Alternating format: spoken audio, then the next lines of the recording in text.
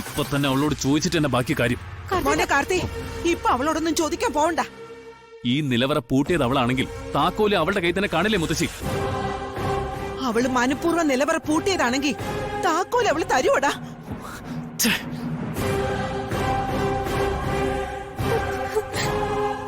അതുവരെ അകത്ത് കിടക്കുന്ന നന്ദിനി ജീവിച്ചിരിക്കില്ല. ദേവി, നിങ്ങൾ അതിനൊന്നും പോവാതെ നിങ്ങൾ എങ്ങനെയെങ്കിലും ഈ വാതിൽ തുറന്ന് നന്ദിനിയെ രക്ഷിക്കാൻ നോക്ക് മക്കളെ. എന്റെ അമ്മ ചെല്ല്. ദേവി, ദേവി,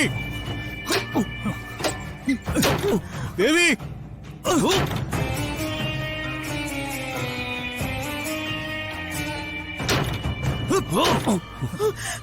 ദേവി, അമ്മേ, മോനെ, ഇതിന് വല്ലാത്ത ശക്തിയാണമ്മേ.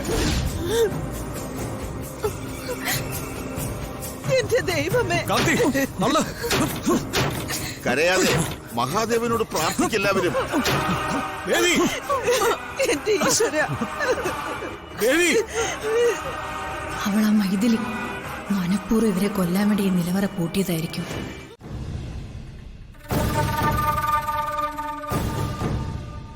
അവൻ പറഞ്ഞ വീട് ഇത് തന്നെയാണോ? വിളിച്ചു നോക്കാം.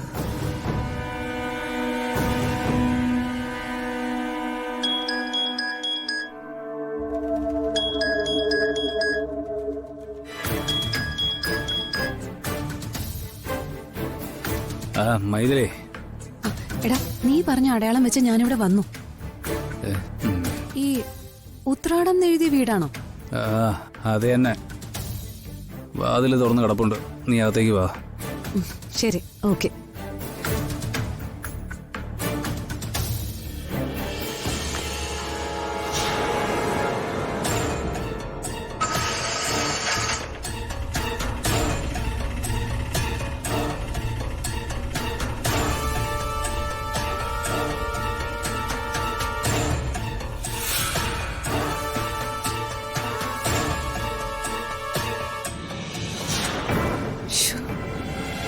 അടിപൊളി വീടാണല്ലോ. വാടകയ്ക്കെടുത്തതായിരിക്കും.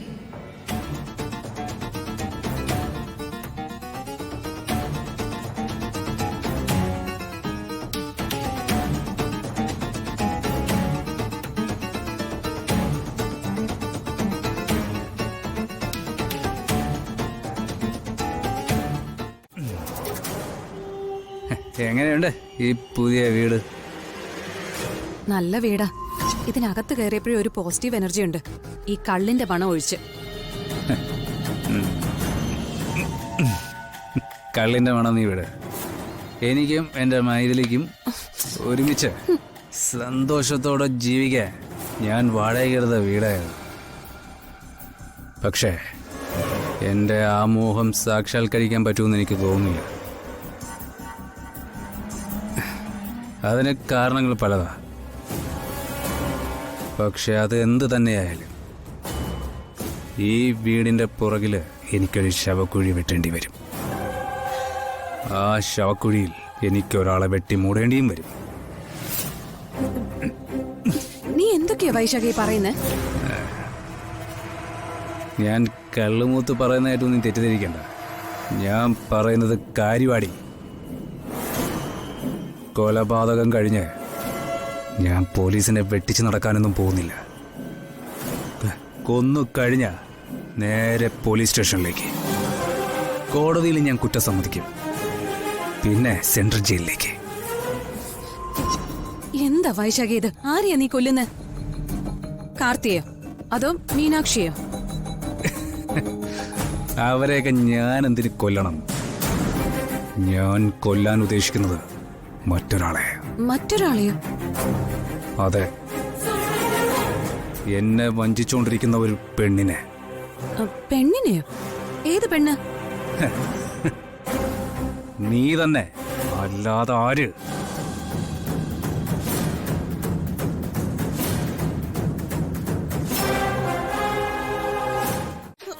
വൈശാഖി, കോടാനുകോടി വില വരുന്ന ഉടവാളും വേണ്ട, കുഞ്ഞിനെയും വേണ്ട. കാർത്തി കാർത്തിക്കിന്റെ ഭാര്യയായിട്ട് തുടർന്നാ മതി. അയ്യോ എന്റെ ദൈവം എന്തൊക്കെയാ നീ പറയുന്നേ? ഡ്രാമ വേണ്ടെന്ന് ഞാൻ പറഞ്ഞു. പക്ഷേ മീനാക്ഷിയുടെ കണ്ണീര് കാണണമെന്ന് മാത്രമേ എനിക്ക് ആഗ്രഹമുള്ളൂ.